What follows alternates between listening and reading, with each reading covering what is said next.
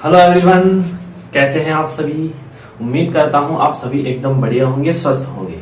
तो मैं हितेश शर्मा स्वागत करता हूं आपके अपने ब्यूटीफुल से प्लेटफॉर्म LHS फिजिक्स पॉइंट में। तो हमने कल 11th क्लास का चैप्टर नंबर 2 स्टार्ट कर दिया था, जिसका लेक्चर नंबर 1 हमने कल कंप्लीट कर लिया था, जिसमें हमने पढ़ा था मूल राशियां पढ़ी थी, व्युत्पन्न राशियां पढ़ी थी, पूरक मात्रक पढ़े थे जो कि 2 प्रकार के होते हैं, ठीक है। और कुछ अंतरराष्ट्रीय जो पद्धति के जो मात्रक होते हैं MKS, जिसे हम SI भी बोलते हैं, ठीक है, CGS, FPS, ये अपने मात्रक पद्धतियां भी पढ़ी थी, ठीक है। तो आज हम लेक्चर नंबर 2 आपके लिए लाए हैं, जिसके अंदर हम विमा, विमीय सूत्र, विमीय समीकरण तथा इनके अनुप्रयोग पढ़ने वाले हैं, ठीक है। तो कॉपी पेन निकाल लीजिए, नोट्स बनाना स्टार्ट करें, ठीक है। तो आज का जो टॉपिक है हमारा वो है विमीय समीकरण,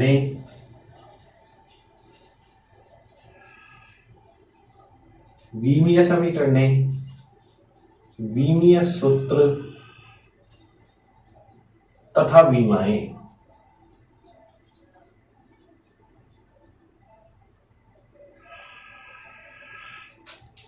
ये आपके लिए एक नया टॉपिक होगा, लेकिन ये बिल्कुल इजी टॉपिक है, ठीक है। आप ध्यान से समझेंगे तो बिल्कुल आपको समझ में आ जाएगा।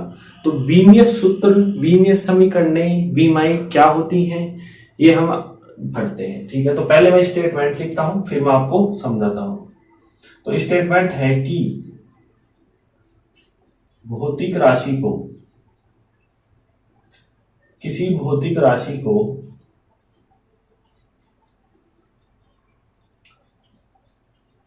भौतिक राशि को उसके मूलभूत या उसके मूल राशि के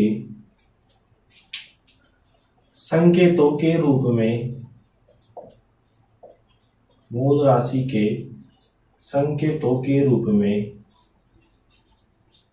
व्यक्त करने वाला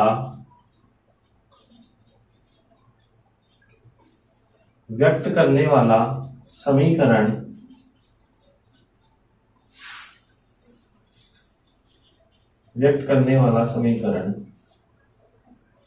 विमीय सूत्र कहलाता है। समझ में आता है? देखिए अब मैं इसको समझाता हूं। क्या है ये कहानी, क्या है कि कोई भौतिक राशि है, ठीक है। भौतिक राशि कोई भी हो सकती है। किसी भौतिक राशि को उसके मूल राशियां मैंने पिछले लेक्चर में बताई थी कि 7 होती है। कौन कौन सी होती है आपको याद होगा, जैसे द्रव्यमान है, लंबाई है, समय है, ठीक है, विद्युत धारा है, पदार्थ की मात्रा है, प्रदीपन की तीव्रता है, ठीक है, और अपने पास ऊष्मागतिकीय ताप है। ये इस प्रकार से हमारे पास 7 मूल राशियां थी। तो समझेंगे एक एक लाइन को कि किसी भौतिक राशि को उसकी मूल राशि जो कि 7 होती है, मूल राशि के संकेतों के रूप में व्यक्त करने वाला समीकरण हमारे पास विमीय सूत्र कहलाता है। मतलब कोई हमारे पास भौतिक राशि होगी, उसके जो मूल राशि, मतलब जो भौतिक राशि जिन मूल राशियों पर निर्भर कर रही है, उन 7 राशियों में से उनको जो मूल संकेत है, जैसे द्रव्यमान का मूल संकेत क्या है, m। संकेत डिनोट किससे करते हैं द्रव्यमान को, मास यानी m, ठीक है। समय t, टाइम, ठीक है। तो इस प्रकार से उनके मूल संकेतों के रूप में, उसके मूल जो राशियां हैं उसके संकेतों के रूप में व्यक्त करने वाला समीकरण क्या कहलाता है, विमीय सूत्र कहलाता है। एक बार फिर से देखेंगे, कोई भी हमारे पास भौतिक राशि है, ठीक है। जैसे मैं मान लूं कि क्षेत्रफल ले लीजिए आप। अब आप आयत का क्षेत्रफल में बात करते हैं, ठीक है। तो आयत का क्षेत्रफल हमारे पास लंबाई गुना चौड़ाई होती है। क्षेत्रफल एक क्या है, भौतिक राशि है, ठीक है। भौतिक क्षेत्रफल ले लीजिए, आयतन ले लीजिए, कुछ भी ले लीजिए, क्षेत्रफल एक भौतिक राशि है। तो अब आ जाइए भौतिक राशि को उसके मूल राशि। अब आप बताएंगे कि क्षेत्रफल का सूत्र, यदि मैं आयत की बात करूं तो लंबाई गुना चौड़ाई होता है, ठीक है। तो उसके मूल राशि मतलब वो लंबाई और चौड़ाई पर क्या कर रहा है, निर्भर कर रहा है। अब लंबाई भी मीटर में मापी जाती है और चौड़ाई भी मीटर में मापी जाती है, यदि SI पद्धति की बात करें तो, ठीक है। तो मीटर में मापी जाती है, तो ऐसा कौन सा मूल राशि है जिसका मात्रक मीटर होता है? लंबाई है, और लंबाई एक क्या है, मूल राशि है। तो उसके मूल राशि क्षेत्रफल की क्या हो गई, लंबाई हो गई।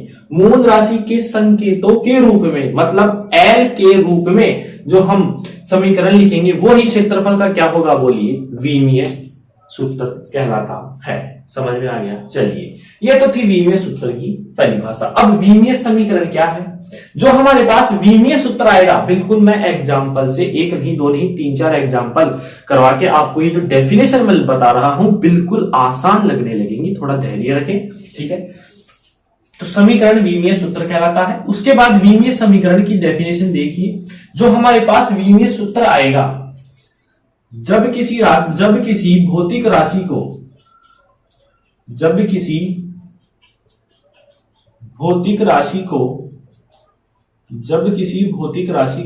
उसके विमीय सूत्र के बराबर लिखने में, उसके विमीय सूत्र के बराबर जो भी विमीय सूत्र आएगा उसको जिस भौतिक राशि का विमीय सूत्र आया है उसके बराबर लिखेंगे तो वो समीकरण ही क्या कहलाएगा, विमीय समीकरण। जब किसी भौतिक राशि को उसके विमीय सूत्र के बराबर रखते हैं तो वह समीकरण विमीय समीकरण कहलाता है। वह समीकरण विमीय समीकरण कहलाता है। ठीक है, आपको ये समझ में आ रहा होगा धीरे धीरे। यदि नहीं आ रहा है तो थोड़ा धैर्य बनाएं, मैं बिल्कुल एग्जांपल से आपको विमीय सूत्र क्या है, विमीय समीकरण क्या है, ये बिल्कुल बताएंगे। मतलब जो भी हमारे पास, ये तो मेरे को लगता है आपको समझ में आ रहा होगा कि किसी भौतिक राशि को उसके मूल राशि, जैसे मैंने क्षेत्रफल का उदाहरण लिया, क्षेत्रफल लंबाई गुणा चौड़ाई, मतलब मीटर किसका मात्रक है, मूल राशि का, लंबाई का। तो लंबाई जो यानी एल जो इसका संकेत हो जाएगा उसके रूप में व्यक्त करना ही विमीय सूत्र कहलाएगा। और ये इस एल को किसकी राशि है, ये लंबाई के बराबर लिखने पर, भौतिक राशि के बराबर रखने पर जो समीकरण हमें प्राप्त होगा वो विमीय समीकरण होगा। ठीक है, इसके बाद अगला आता है विमाय। विमाय की यदि मैं परिभाषा दूं तो किसी भौतिक राशि को कोई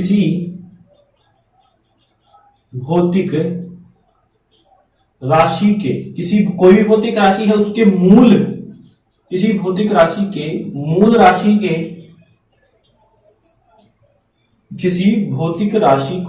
मूल राशि के संकेतों पर लगी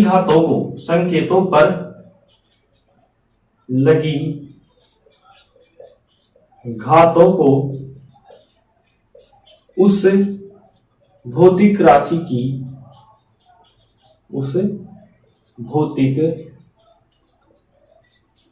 की विमाएं कहलाती हैं। अब ये जो 3 पॉइंट मैंने लिखा है बिल्कुल इजी होने वाले हैं, 5 मिनट बाद आपके लिए इजी हो जाएंगे। ये सबसे, आप यदि एनसीईआरटी बुक में देखेंगे तो सबसे एंड में है ये चैप्टर के टॉपिक, लेकिन ये एक तरह से नींव है फिजिक्स की, एक नया आपका स्टार्टअप है फिजिक्स, आप एक विस्तार से पढ़ेंगे जिसका मेन इंपोर्टेंट टॉपिक है ये। तो मैं आपको बिल्कुल एग्जांपल से समझा दूंगा। तो ये 3 बिंदु हैं। किसी भौतिक राशि को, कोई भी भौतिक राशि हो सकती है, उसके जो मूल राशियां हैं, 7 राशियां जो आपको याद रखनी है, मूल राशि के संकेतों के रूप में व्यक्त करने वाला समीकरण। ठीक है, ये तो हो गया विमीय सूत्र। और ये जो विमीय सूत्र आया है इसको यदि जिस भौतिक राशि का आया है उसके बराबर रख दूं तो वो क्या कहलाएगा मेरे पास, वह समीकरण विमीय समीकरण कहलाता है। ठीक है, और ये जो मूल राशि है उसके जो संकेत आएंगे ना, जैसे एल पर मान लीजिए ये घात लगा दी मैंने 3, तो ये जो 3 है इस भौतिक राशि की क्या है, विमा है, और ये जो 3 है इस लंबाई की भी क्या है, बोलिए, विमा है। तो ये यहां तक आपको समझ में आया होगा। अब हम चलते हैं एग्जाम्पल्स। एग्जाम्पल की यदि मैं बात करूं तो बिल्कुल बेस से चलेंगे। पहला मैं बिल्कुल छोटा एग्जाम्पल ले रहा हूं, क्षेत्रफल। कोई भौतिक राशि है मेरे पास, क्षेत्रफल की यदि मैं बात करूं तो मैं अभी फॉर्मूला लिख रहा हूं उसका, लंबाई गुणा चौड़ाई। ठीक है, पहली बात, क्षेत्रफल कोई, मैं एक एक पॉइंट यहां क्लियर करवाते जाऊंगा। क्षेत्रफल कोई भौतिक राशि है, ठीक है, ये लगा देते हैं अब क्षेत्रफल इज इक्वल टू लंबाई गुणा चौड़ाई। यदि आप वर्ग का ले तो भुजा स्क्वायर हो जाएगा, वो भी मीटर में मापी जाएगी। ठीक है, तो लंबाई गुणा चौड़ाई। अब लंबाई और चौड़ाई इसको हम, इसके मात्रक क्या होते हैं यदि मैं यहां पर लिखूं तो लंबाई को भी हम किस में मापेंगे, मीटर में मापेंगे, और चौड़ाई को भी हम किस में मापेंगे, बोलिए मीटर में मापेंगे। और आप मेरे को बताएंगे कि जो मीटर है वो किस मूल राशि का मात्रक है। पिछले लेक्चर में मैंने बताया था किस मूल राशि का मात्रक है, लंबाई का। ठीक है, जिसका संकेत क्या है, एल। अब आ जाइए, तो यहां पर मैं क्या लिख सकता हूं, एल लिख सकता हूं, और यहां पर भी क्या लिख सकता हूं मैं, एल। तो ये क्या हो जाएगा, एल स्क्वायर। तो जो ये क्षेत्रफल आएगा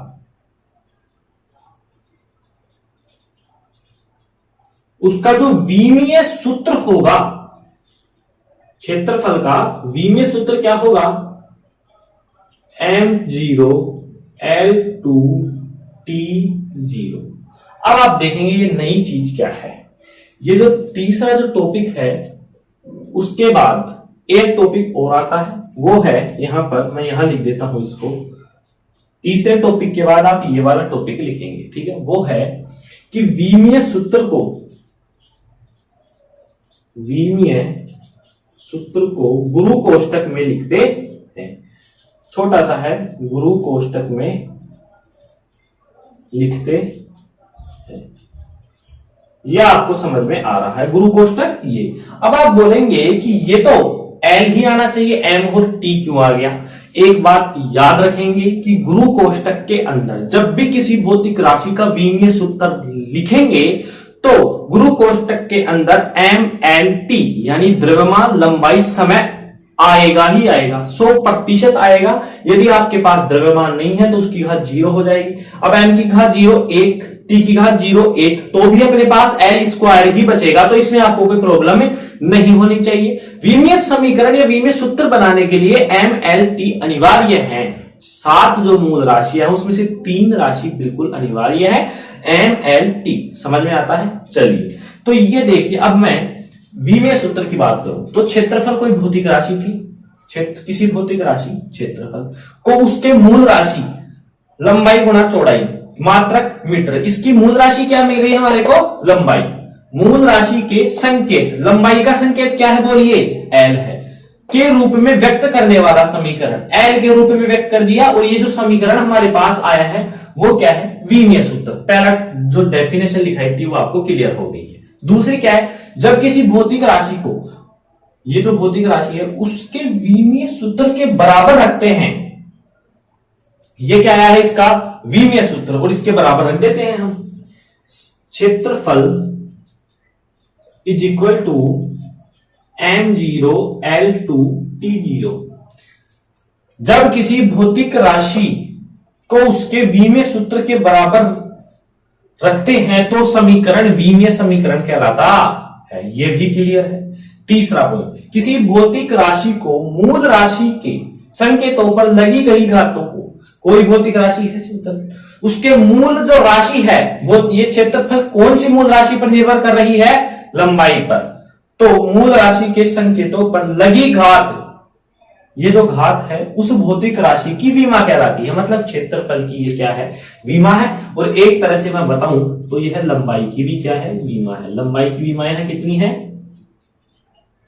2 है, और इस क्षेत्रफल की भी ये क्या है, विमा है। तो ये आपको समझ में आ गया होगा। ये जो मैंने 3 स्टेटमेंट लिखाए थे, चौथा ये है कि इसको गुरु कोष्टक में लिखते हैं। इंपोर्टेंट बात ये है कि विमीय सूत्र बनाते समय एम एल टी हमेशा गुरु कोष्टक में लिखते हैं, चाहे से एम नहीं हो तो 0 लगाएंगे, टी भी नहीं है तो 0 लगा दिया, 1 हो जाएगा मान, कोई फर्क नहीं पड़ेगा। लेकिन ये 3 के बिना विमीय सूत्र नहीं लिखा जाता। ठीक है, तो यहां तक आप नोट करें। चलिए आगे चलते हैं। तो ये तो था एक एग्जांपल जिससे आपको बिल्कुल ये थ्योरी क्या हो गई, क्लियर हो गई। अब ऐसे बहुत सारे एग्जांपल हम करने वाले हैं। यदि मैं दूसरे एग्जांपल की बात करूं, अब आपको धीरे धीरे सब कुछ समझ में आ रहा होगा। बिल्कुल ये हर राशि का विमीय समीकरण होता है, हर राशि का मात्रक जिस प्रकार से हर राशि का मात्रक होता है उस प्रकार विमीय समीकरण, इसलिए मैं ये टॉपिक आपको पहले बता रहा हूं। तो दूसरा मैं ले रहा हूं आयतन। दूसरी भौतिक राशि क्या है? आयतन। अब आयतन है तो हम यहां लिखेंगे आयतन इज इक्वल टू क्या होता है? लंबाई गुणा चौड़ाई गुणा ऊंचाई। ठीक है, लंबाई गुणा चौड़ाई गुणा ऊंचाई, यह है आयतन का फॉर्मूला। ठीक है, तो सबसे पहले हमने किसकी डेफिनेशन दी थी? अभी अभी जस्ट मैंने रफ किया है, उसमें विमीय सूत्र की डेफिनेशन दी थी। ठीक है, तो लंबाई चौड़ाई ऊंचाई जिनके मात्रक क्या है? Metre metre metre. ठीक है, ये मैं समझाने के लिए बता रहा हूं, लिखेंगे नहीं, मीटर मीटर मीटर। जिनकी मूल राशि क्या है? ये किस मूल राशि के मात्रक है? लंबाई के। तो ये आपको समझ में आ गया होगा, तो इसको मैं यहां मिटा देता हूं। ठीक है, तो मतलब इसकी जो मूल राशि है वो क्या है? लंबाई, पता चल गया है। तो इसको लिख देंगे हम L गुणा L गुणा L। तो ये क्या हो जाएगा मेरे पास? L क्यूब हो जाएगा। अतः आयतन इज इक्वल टू, गुरु कोष्टक में लिखेंगे ये L क्यूब, लेकिन यही आपका ये जो विमीय सूत्र नहीं होता, इसके साथ क्या आएगा? M और T।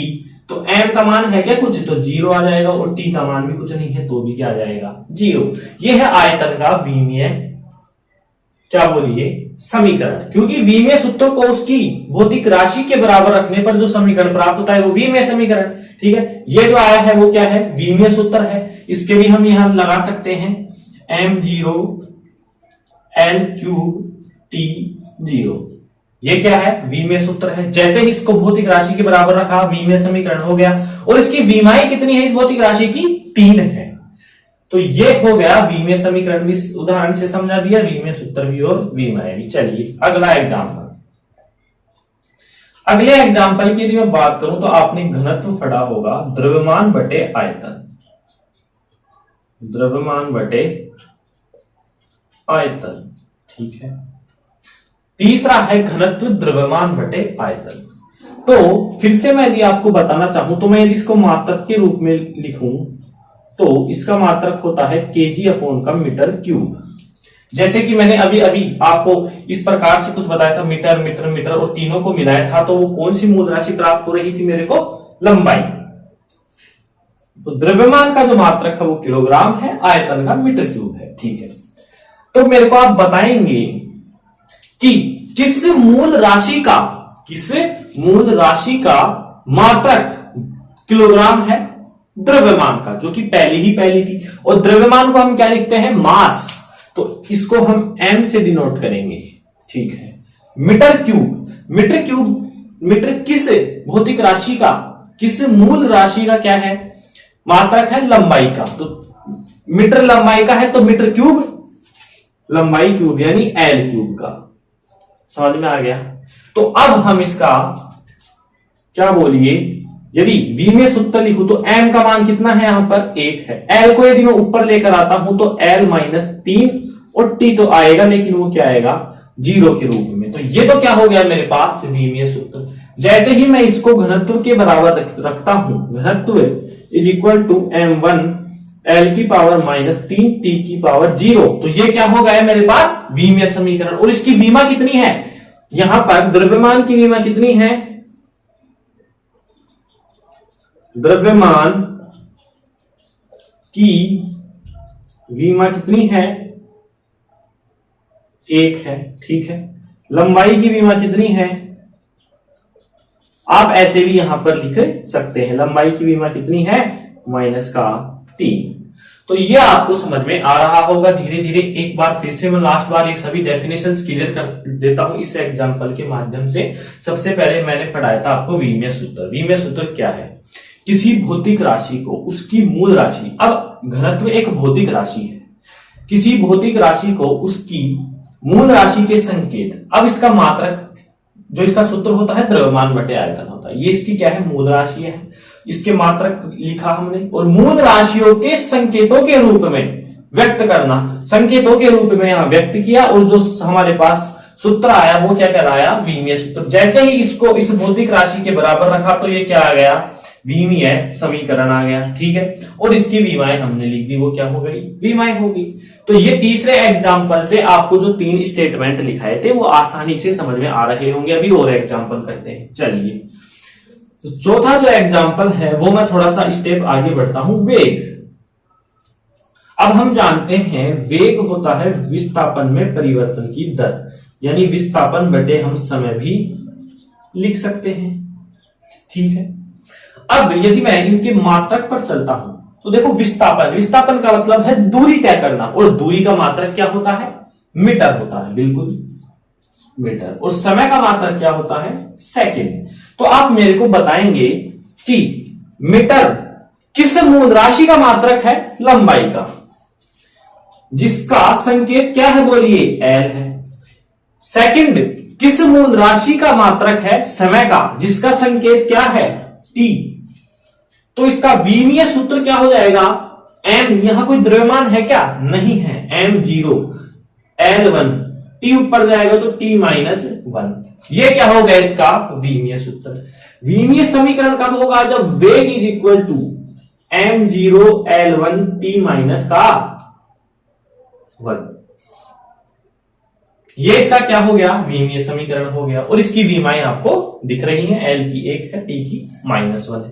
तो इस सूत्र से भी जैसा जैसा मैंने डेफिनेशन लिखाई थी उसके अनुसार आप देखेंगे तो आपको ये बिल्कुल आसानी से समझ में आएगा। जैसे कि विमीय सूत्र की डेफिनेशन क्या थी, किसी भौतिक राशि को उसकी मूल राशि, किसी भौतिक राशि को उसकी मूल राशि के संकेतों के रूप में व्यक्त करना ही जो सूत्र प्राप्त होता है वो विमीय सूत्र, जिस भौतिक राशि के बराबर रखते ही विमीय समीकरण, और इसकी विमाएं आपको दिख रही हैं। अब यदि हम एग्जांपल नंबर 5 में चलते हैं, वेग से आगे चलें तो अब हमारे पास आता है त्वरण। त्वरण होता है वेग में परिवर्तन की दर, यानी वेग बटे समय। जस्ट अभी अभी हमने वेग का विमीय सूत्र निकाला है, तो हम डायरेक्ट यहां लिखते हैं वेग का विमीय सूत्र क्या है, m0 L1 t -1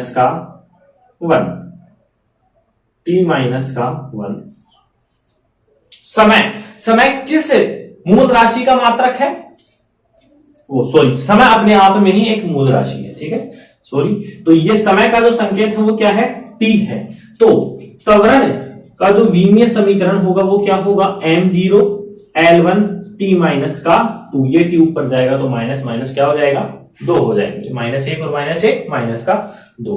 तो ये हो गया त्वरण का विमीय समीकरण, जिसकी आपको विमाएं दिख रही हैं। तो यहां तक आप नोट करें। चलिए मिटा देते हैं। तो ये जो मैंने स्टेटमेंट आपको लिखाए थे वो मैंने आपको क्लियर करने के लिए कुछ एग्जाम्पल दिए हैं। 1-2 एग्जाम्पल हम और करते हैं, और उम्मीद करता हूं कि आप सभी को ये जो स्टेटमेंट लिखाए थे मैंने, इनकी परिभाषा वो समझ में आई होंगी। ठीक है, कमेंट बॉक्स में जरूर लिखें, कमेंट करें कि आपको समझ में आ रहा है। ठीक, तो अगला कि यदि मैं एक आगे और बढ़ता हूं तो बल लेता हूं मैं। इस बार बल एक भौतिक राशि है, तो बल का सूत्र होता है द्रव्यमान इनटू त्वरण। ठीक है, द्रव्यमान गुणा त्वरण।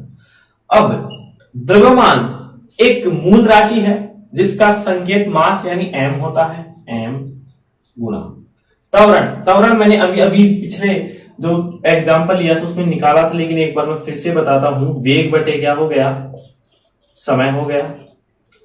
ठीक है, वेग। अभी इसको और खोल के बताऊं, यदि आप शून्य से कैसे चलेंगे, त्वरण का यदि आपको विमीय समीकरण पूछे तो क्या करेंगे आप, त्वरण का मान सूत्र लिखेंगे वेग बटे समय। वेग क्या होता है, विस्थापन बटे समय। तो विस्थापन बटे समय का क्या हो जाएगा, स्क्वायर हो जाएगा। अब समय का मात्रक लिख लेंगे मीटर, और वो विस्थापन का मात्रक लिख देंगे मीटर। और समय एक खुद मूल राशि है जिसको टी से डिनोट करते हैं, टी स्क्वायर। अब ऐसी कौन सी मूल राशि है जिसका मात्रक मीटर होता है, तो आप लिख देंगे लंबाई, तो एल अपॉन का टी स्क्वायर। तो त्वरण का जो विमीय समीकरण हो जाएगा वो क्या हो जाएगा, m0 L1 t -2। तो यहां डायरेक्टली हम लिखेंगे क्या है, m0 L1 t -2। ये क्या है, त्वरण है। तो बल हमारे पास आ जाएगा, देखिए ये m0 है यहां पर, इससे मैं गुणा करूंगा तो m1 L1 t माइनस का 2, ये है हमारे पास बल का विमीय सूत्र। इस प्रकार से आप कोई भी भौतिक राशि हो उसका क्या बना सकते हैं, बोलिए, विमीय समीकरण, विमीय सूत्र हम बना सकते हैं। ठीक है, इसी प्रकार यदि मैं कार्य की भी बात करूं, इससे यदि और हम आगे बढ़े तो 7वां एग्जाम्पल है, शायद 7 एग्जाम्पल तक आपको समझ में ये आ रहा होगा, बिल्कुल आपको समझ में आ रहा है। कार्य, देखो कार्य क्या होता है, जब किसी पिंड पर कोई बल लगाया जाता है तो उसके विस्थापन, ठीक है, कोई भी पिंड है मान लीजिए, उस पर यदि थीटा कोण बढ़ाते हुए बल लगाया जा रहा है तो उसके विस्थापन तथा जो क्षैतिज घटक के साथ बनाया गया कोण के गुणनफल के क्या होता है, बराबर होता है। तो हम जानते हैं कि क्षैतिज दिशा में जो कोण बनेगा, ये इसका डिस्टेंस है यहाँ पर d, इतना डिस्टेंस हो चुका है, तो ये तो कितना हो जाएगा, बल लगाया मैंने इधर F, तो ये क्या हो जाएगा F cos थीटा, और ये कितना हो जाएगा F sin थीटा। तो विस्थापन गुणा क्षैतिज दिशा में जो बल लगा है, यानी हम इसको बोल सकते हैं बल गुणा विस्थापन। ये मैंने समझाने के लिए बताया है, यदि किसी पिंड पर थीटा कोण बनाते हुए हम बल लगाएंगे तो बल द्वारा किया गया कार्य क्या होगा, उसके क्षैतिज दिशा में बल का घटक कितना है F, यानी बल हम लिख सकते हैं, और उसके विस्थापन यानी D, तो विस्थापन के गुणनफल के क्या होता है, का बराबर कार्य होता है। अब बल का हम अभी विमीय सूत्र निकाला, क्या है, m1 L1 t माइनस का 2, और विस्थापन का क्या है, अब देखो विस्थापन मतलब दूरी तय करना, यानी मीटर में है, तो मीटर किस मूल राशि का वो है, मात्रक लंबाई का, लंबाई को हम L1 से लिख देंगे, तो ये हो जाएगा हमारे पास कार्य का जो विमीय समीकरण है वो आ जाएगा m1 L2 t माइनस का 2। तो ये कुछ इंपोर्टेंट भौतिक राशियां थी जिसका मैंने आपको विमीय समीकरण, विमीय सूत्र और विमाएं समझाने का प्रयास किया है। उम्मीद करता हूं कि आपको ये टॉपिक बिल्कुल आसानी से समझ में आ रहा होगा, यहां तक आप नोट करें, मिटा दें। चलिए अब अगला टॉपिक है इसी से संबंधित विमाओं के अनुप्रयोग। अब इनके कुछ अनुप्रयोग हैं। अनुप्रयोग का तात्पर्य है कि इनके द्वारा हम क्या क्या कर सकते हैं। इनके द्वारा हम किसी भी जो सूत्र है उसकी विमाओं के द्वारा हम उसकी सत्यता की जांच कर सकते हैं कि क्या यह सूत्र सत्य है। ठीक है, दूसरा यदि मैं बात करूं, कोई भी भौतिक राशि में हम संबंध व्युत्पन्न कर सकते हैं। ठीक है, तो अब हम चलते हैं अगले टॉपिक पर, विमाओं के अनुप्रयोग।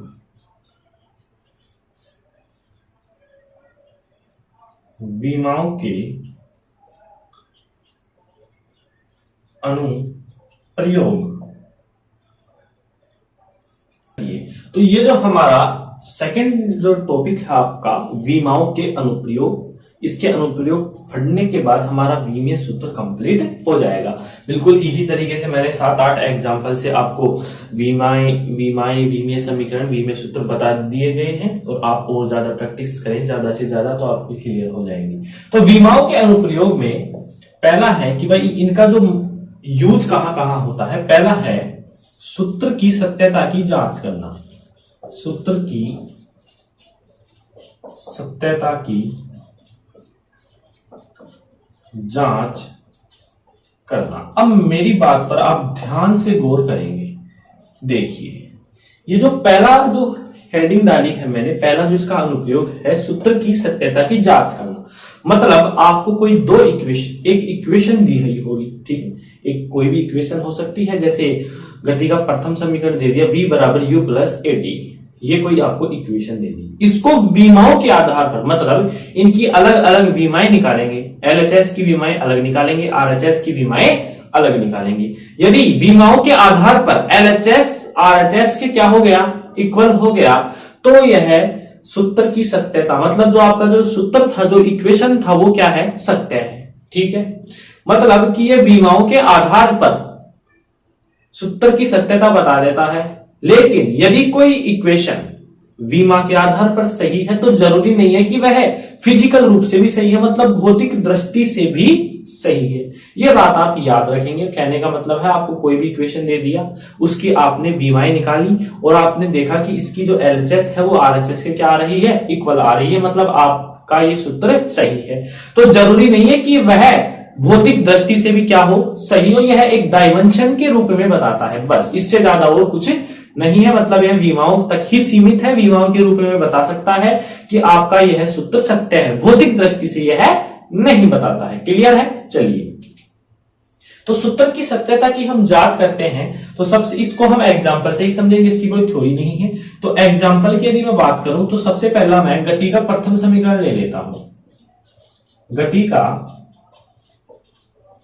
प्रथम समीकरण क्या है बोलिए, v is equal to U plus A T. ठीक है, अब यहां पर आप मेरे को बताएंगे कि एलएचएस तो क्या है, v है, ठीक है। आरएचएस क्या है, यहां पर u है और at है। अब आप बोलेंगे इस आरएचएस को अलग अलग क्यों लिखा, दोनों जोड़ में है इसलिए अलग अलग होंगे, इनकी विमाएं भी क्या होंगी, अलग अलग होंगी। यदि v u और at की विमाएं बराबर आ गई आपके पास तो ये सूत्र सत्य होगा, मतलब ये इक्वेशन सही है विमाओं की दृष्टि से, और यह सूत्र भौतिक दृष्टि से भी सही है, क्योंकि यह फर्स्ट इक्वेशन है किसकी, मोशन की, जो कि बिल्कुल सही है। और मैं आपको बताऊंगा, ऐसे एग्जाम्पल आपको देंगे कि वो विमा की दृष्टि से सही होंगे लेकिन भौतिक दृष्टि से सही नहीं होंगे। चलिए, अब हम एलएचएस v की बात करें तो v का मतलब होता है वेग। वेग क्या होता है, विस्थापन बटे समय। मैं बिल्कुल आपको दोबारा से बता रहा हूं, पहले मैं आपको एक बता चुका लेकिन दोबारा से आपके रिपीट हो जाएगा, तो इसलिए बता रहा हूं, विस्थापन बटे समय। तो v इज इक्वल टू, इसकी विमा मैं लिखने जा रहा हूं विस्थापन। देखिए, विस्थापन का मतलब मात्रक क्या होगा, दूरी का मात्रक मीटर, मतलब मीटर किस मूल राशि का मात्रक है, लंबाई का, तो लंबाई का संकेत l होता है। समय t है ऑटोमेटिकली, तो t माइनस 1 और m आएगा, मतलब m 0। ठीक है, ये किसका मात्रक, ये किसका v में सूत्र हो गया, v का। अब क्या u और at का भी यही आएगा। चलिए, अब u क्या है, कोई भी पार्टिकल है जिसका प्रारंभिक वेग, मतलब ये भी क्या है, वेग ही है, तो वेग ये है, तो u का भी क्या होगा, प्रारंभिक विस्थापन बटे समय। लेकिन ये सब क्या होंगे, इनिशियल होंगे। ठीक है, प्रारंभिक। ये इक्वेशन कैसे निकलता है, कोई कण है इसका t बराबर 0 समय पर वेग इतना है, तो मतलब u क्या है, प्रारंभिक वेग, v क्या है, अंतिम वेग, a क्या है, यहां त्वरण यहां मैं लिख देता हूं, v क्या है, अंतिम वेग, u टेंस टू क्या है बोलिए, प्रारंभिक वेग, a क्या है, त्वरण है, और t क्या है बोलिए, समय है। तो आप इसके बाद ये लिख लेंगे, आपको क्लियर हो जाएगा। तो ये तो क्या है, विस्थापन फाइनल है यहां पर, और ये इनिशियल है, तो इसका भी वही होगा, क्या होगा, वही L, और ये क्या हो जाएगा T। तो इसका जो मेरे पास v में जो यहाँ L1 लिख देंगे अपन, तो इसका जो मेरे पास v में समीकरण आएगा वो क्या आएगा, m0 L1 t माइनस 1। अभी तक हमने देखा कि LHS RHS बराबर आ रहा है, क्या AT में भी क्या आएगा बोलिए, बराबर आएगा। देखते हैं AT, यदि मैं AT की बात करूं तो AT का मतलब है, यहां इसको मैं खोलूं तो त्वरण गुना क्या आ जाएगा, समय, यही है। अब मैं त्वरण का v में समीकरण आपको पहले से बता चुका हूं, लेकिन एक बार और बता देता हूं। त्वरण देखिए, ताकि आपके दोबारा रिपीट हो जाए, वेग बटे क्या होगा, समय होगा। वेग क्या होता है, विस्थापन बटे समय, तो विस्थापन बटे समय का स्क्वायर। अब विस्थापन का मात्रक मीटर, तो ऐसी कौन सी मूल राशि है जिसका मात्रक मीटर है, लंबाई, तो लंबाई का तो L हो जाएगा, समय का T होता ही है T स्क्वायर। तो त्वरण का v में समीकरण क्या आ जाएगा, m0 L1 T माइनस का 2, और जो कि हम चौथा जो स्टेटमेंट था वो मैंने बता दिया था कि इनको गुरु कोष्टक में लिखते हैं, उस समय का T1। ठीक है, अब m0 ऐसे किए से L1 ऐसे किए, माइनस 2 प्लस 1 कितना होता है, माइनस का, T माइनस का 1। ये क्या हो गया, AT इज इक्वल टू, अब आप देखिए क्या LHS is equal to R H S, यहां लिख देंगे कि L H S is equal to R H S, मतलब कि यह समीकरण, यहां लिखेंगे यह समीकरण विमीय दृष्टि तथा भौतिक दृष्टि से सही है, भौतिक दृष्टि से सही है। भौतिक दृष्टि से कैसे? ये क्वेश्चन ऑलरेडी दी जा चुकी है, v is equal to U plus A T. आप में से इसमें कोई चैलेंज नहीं कर सकता, ना मैं चैलेंज कर सकता हूं, ना आप कर सकते हैं, ठीक है। तो यह भौतिक रूप से तो बिना देखे आप बता देंगे सही है, लेकिन विमीय दृष्टि से हमने RHS इज इक्वल टू क्या आया है अपने पास, RHS आया है, तो ये विमीय दृष्टि से भी सही है, नोट करें। चलिए मिटा देते हैं हम इसको।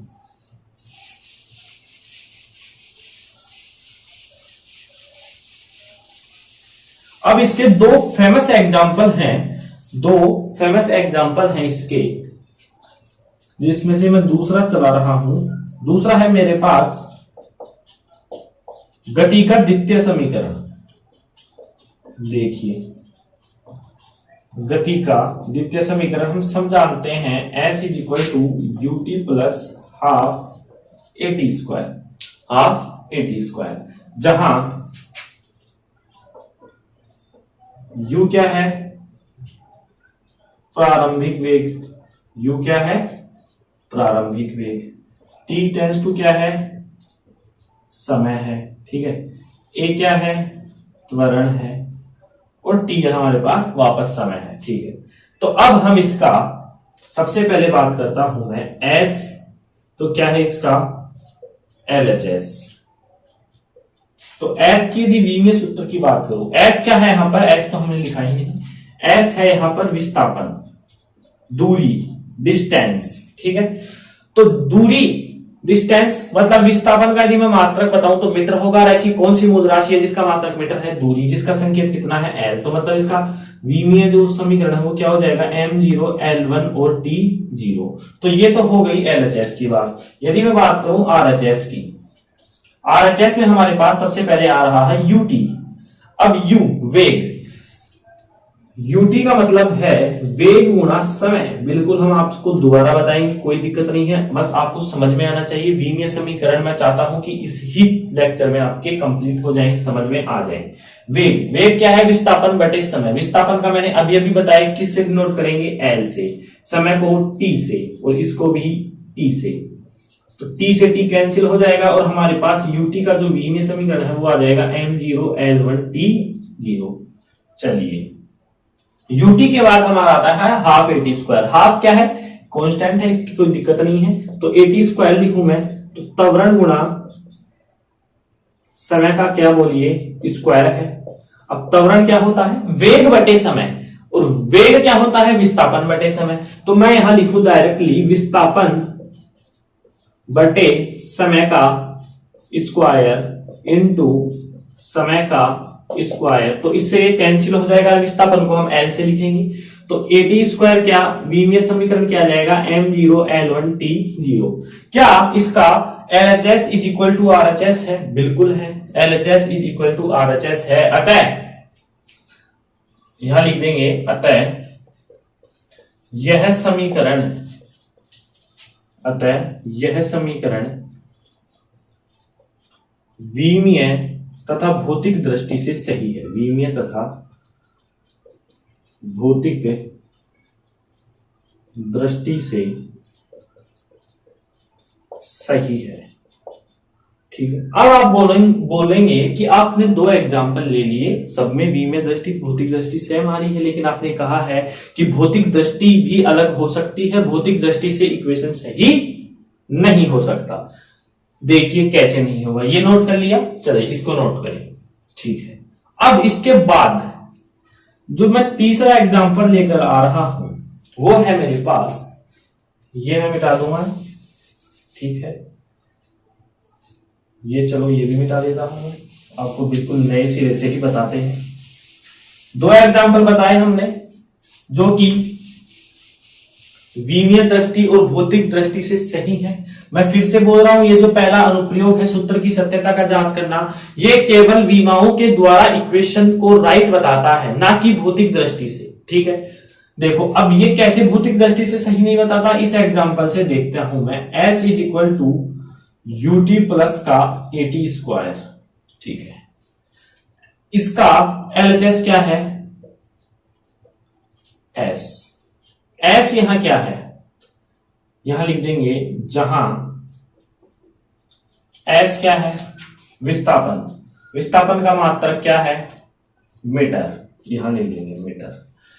u क्या है, वेग, कौन सा, प्रारंभिक वेग, इसका मात्रक है अपने पास मीटर प्रति सेकेंड। ठीक है, a क्या है, त्वरण, जिसका मात्रक है मीटर प्रति सेकेंड स्क्वायर, और t हमारे पास क्या है, समय, जिसका मात्रक है सेकेंड। अब देखिए एलएचएस में s दे दिया, विस्थापन, विस्थापन का मात्रक मीटर, तो ऐसी कौन सी मूल राशि है जिसका मात्रक मीटर है, लंबाई, तो इसका v में समीकरण सीधा ही क्या हो जाएगा, m0 L1 T0। ठीक है, एलएचएस हो गया, ये एलएचएस की बात। अब आरएचएस में चलता हूं मैं, आरएचएस में यूटी का देखता हूं, यू क्या है, मीटर प्रति सेकेंड, यानी मीटर किस मूल राशि का मात्रक है, लंबाई का, सेकंड किस मूल राशि का है, समय का, और इनटू ये भी क्या है, समय, तो ये क्या बच गया मेरे पास L, यानी यूटी का विमीय समीकरण क्या हो जाएगा, m0 L1 T0।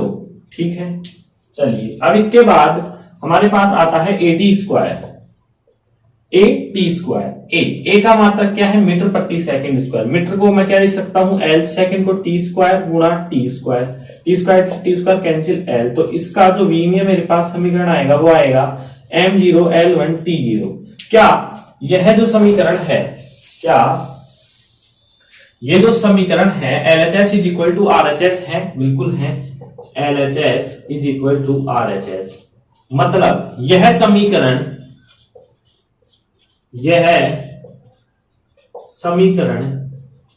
विमीय, यह समीकरण विमीय दृष्टि से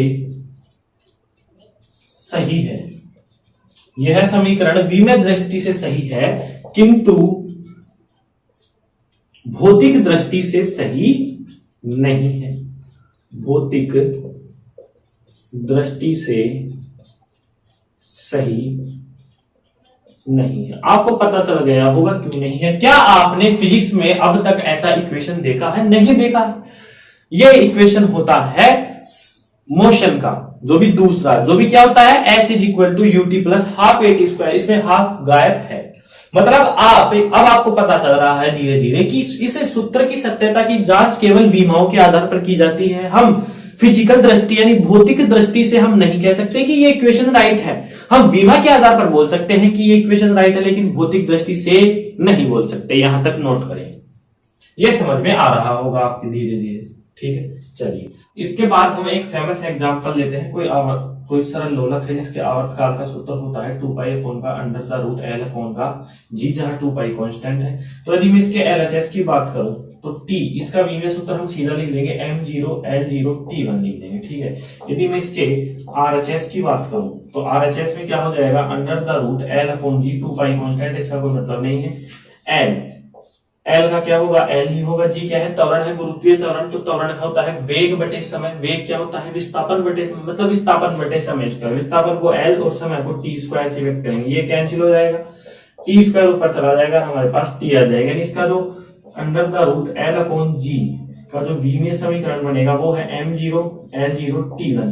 जब हम इसको देखते हैं तो हमारे को पता चलता है LHS इज इक्वल टू क्या है, RHS, मतलब ये विमीय दृष्टि से तो सही है तथा भौतिक दृष्टि से भी सही है। अब ये भौतिक दृष्टि से कब सही नहीं है, देखिए, यदि मैं T बराबर लिख दूं √L/g, तो ये जो इक्वेशन है वो विमाओं के आधार पर तो सही है, लेकिन भौतिक दृष्टि से सही नहीं है, क्योंकि देखें T का विमीय समीकरण ये का ये आने वाला है, √L/g का भी ये आने वाला है, लेकिन ये विमाओं के आधार पर तो सही है, लेकिन भौतिक दृष्टि से सही नहीं है, क्योंकि यहाँ कांस्टेंट 2π क्या है, गायब है। तो ये आपको अनुप्रयोग आसानी से समझ में आया होगा, यहां तक आप नोट करें। चलिए आगे चलते हैं। अब हम आज का जो लास्ट अनुप्रयोग पढ़ रहे हैं, दूसरा, फिर उसके बाद हमारा लेक्चर समाप्त हो जाएगा। तो दूसरा जो है अनुप्रयोग वो है हमारे पास कि विभिन्न भौतिक राशियों में संबंध व्युत्पन्न करना। विभिन्न भौतिक राशियों में विभिन्न भौतिक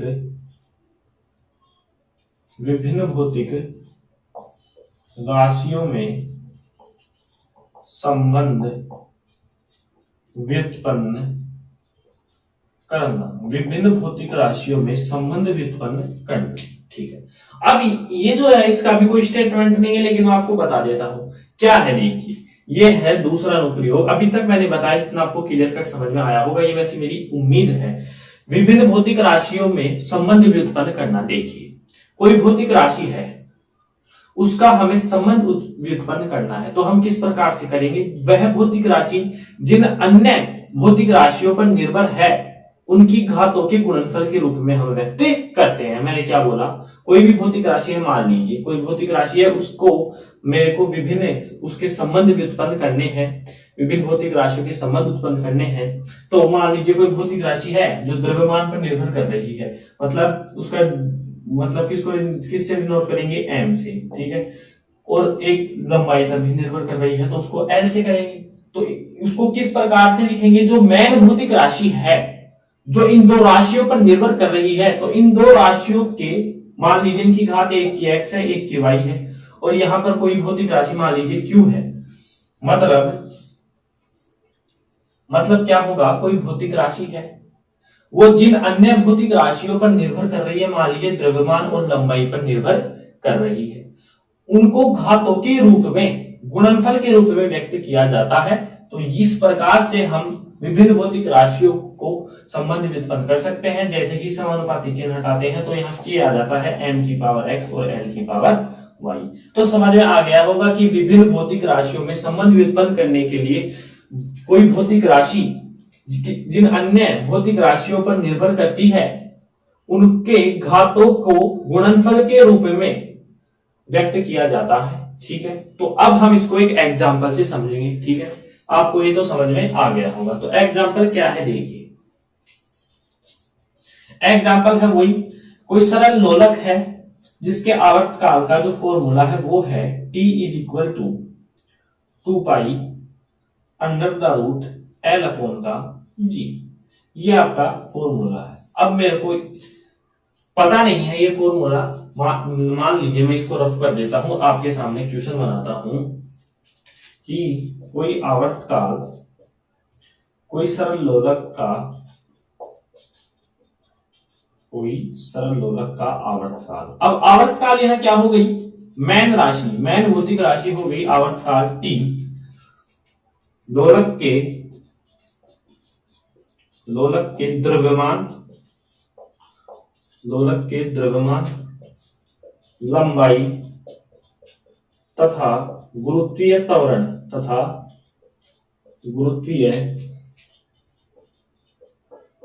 पर निर्भर करता है। तो संबंध व्युत्पन्न करो, तो संबंध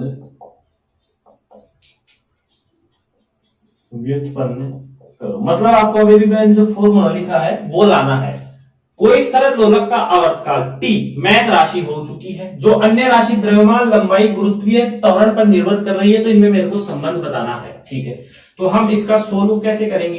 अभी अभी मैंने बताया जो मैन राशि होगी t, वो किन किन के समानुपाती होगी? जिन पर वह निर्भर कर रही है, उनकी घातों के समानुपाती होगी द्रव्यमान। अब द्रव्यमान की घात मान लीजिए x मान लिया, उसके समानुपाती है। लंबाई की घात मान लीजिए मैंने y मान लिया, उसके समानुपाती है। और गुरुत्वीय त्वरण g की पावर मैंने z मान ली, उसके समानुपाती है। तो हम इसको कैसे लिख देंगे? t समानुपाती m की पावर x, l की पावर y और g की पावर z। समानुपाती चिन्ह हटाएंगे, सॉरी ये बराबर नहीं आएगा, अभी समानुपाती है। जैसे ही समानुपाती चिन्ह हटाया तो k एक नियतांक आता है, और हम लिख देंगे m की पावर x, l की पावर y, g की पावर z। इस प्रकार के फॉर्म में लिखना ही विभिन्न भौतिक राशियों के संबंध कहलाता है। अब हम इसे आगे भी हल कर रहे हैं। देखो मतलब कोई सरल लोलक का आवर्तकाल, ये मैन राशि है जो इन राशियों पर निर्भर कर रही है। मेरे को संबंध मतलब वो जो सूत्र है क्या, P is equal to 2 pi upon under the root L upon G लाना है। ठीक है, ये कैसे आएगा? तो हम इसको इस प्रकार से करते हैं कि किसी भी मूल राशि के विभिन्न संबंध ज्ञात करने हो तो मूल राशि को जिन भौतिक राशियों पर वह निर्भर कर रही है उनके घातों के गुणनफल के बराबर होता है। ठीक है, किसी भी मूल भौतिक राशि का व्युत्पन्न उस मूल राशि पर निर्भर दोबारा देखेंगे, किसी भी मूल राशि का व्युत्पन्न उस मूल राशि की निर्भरता राशि कौन सी है, एम एल जी के घातों के गुणनफल के क्या होता है, बराबर होता है। आगे चलिए, अब यहां पर ये अपने पास एक संबंध आ गया है, इसमें हम LHS ले लेते हैं। LHS क्या है, T, इसकी बीमा क्या हो जाएगी, सीधी ही M0 L0 T1, ये हो गई इसकी बीमा। ठीक है, अब यहां पर मैं इसकी बीमा लिख रहा हूं किसकी, RHS की बीमा क्या है, RHS के यहां पर M की पावर X, L की पावर Y और G की पावर Z। तो ये K तो कांस्टेंट है, ऐसे कैसे रहेगा, तो M यहां पर देखेंगे M की पावर में X लिख देता हूं, L की पावर में Y लिख देता हूं। अब ये इनसे गुणा हो गया, M की पावर 1 है तो 1 को X से गुणा करूंगा तो 1, L की पावर 1 है, 1 को Y से गुणा करूंगा तो Y। अब G गुरुत्वीय त्वरण एक ही होता है, त्वरण क्या होता है, वेग बटे समय।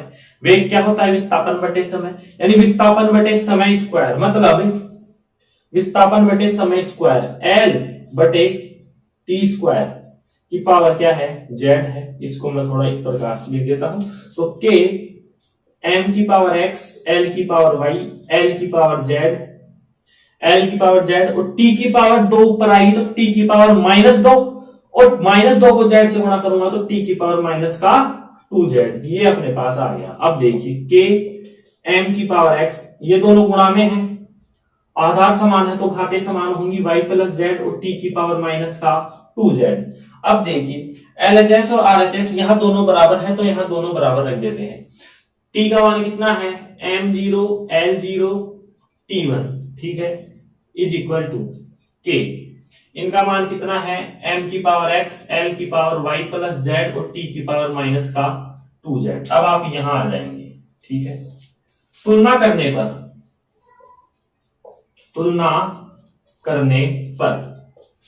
करने पर देखेंगे कि X M की पावर X, M की पावर 0, यानी X इज इक्वल टू कितना है, 0 है। Y plus Z is equal to 0, यानी Y is equal to -Z और माइनस का 2Z इज इक्वल टू 1, तो Z is equal to -1/2। Z की वैल्यू जब मैं यहां रखूंगा तो माइनस माइनस प्लस हो जाएगा और Y की वैल्यू भी 1/2 मेरे पास आ जाएगी। ठीक है, ये मेरे पास आ गया। तो अब हम यहां मान रख देते हैं कि कौन से समीकरण में, इस इक्वेशन में जितने भी X, Y और Z के मान आए हैं यहां रख दीजिए। तो T is equal to K, M की पावर 0, M की पावर 0 का मतलब लिख देता हूं मैं एक बार, M की पावर 0, L की पावर Y कितनी है, 1/2, G की पावर Z कितनी है, -1/2। अब ध्यान देंगे T is equal to K, M की पावर 0 का मान 1, इसको मैं क्या लिख सकता हूं, L की पावर 1/2, ये जब नीचे जाएगा तो प्लस का हो जाएगा G की पावर 1/2। तो यहां पर K का मान होता है 2 पाई और ये रूट में आ जाएगा L अपॉन G। तो ये मैंने सूत्र व्युत्पन्न कर दिया है।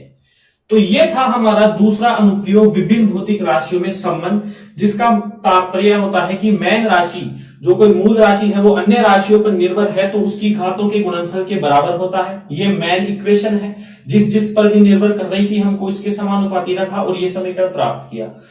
इनमें LHS RHS को हल किया और तुलना की और इस समीकरण में वापस मान रखा तो हमारे पास सरल लोलक के आवर्तकाल का क्या आ गया, फॉर्मूला आ गया। यहां तक आप नोट करें, कर लिया। तो ये था हमारा आज का लेक्चर नंबर 2, जो कि हम यहाँ पर फिनिश करते हैं। बिल्कुल इंटरेस्टिंग लेक्चर था, मजेदार था, आपको सब कुछ समझ में आया होगा ऐसी मैं उम्मीद करता हूं। जितना आसान समझाने का प्रयास किया जाता है उतना मैंने किया है, ठीक है। और कोई भी प्रॉब्लम आए तो आप कमेंट बॉक्स में जरूर कमेंट करें, और जितने भी 11th के स्टूडेंट हैं वहां तक आप शेयर करें, लगातार पढ़ाई करते रहें। मिलते हैं अगले लेक्चर के साथ, तब तक के लिए ऑल द वेरी बेस्ट।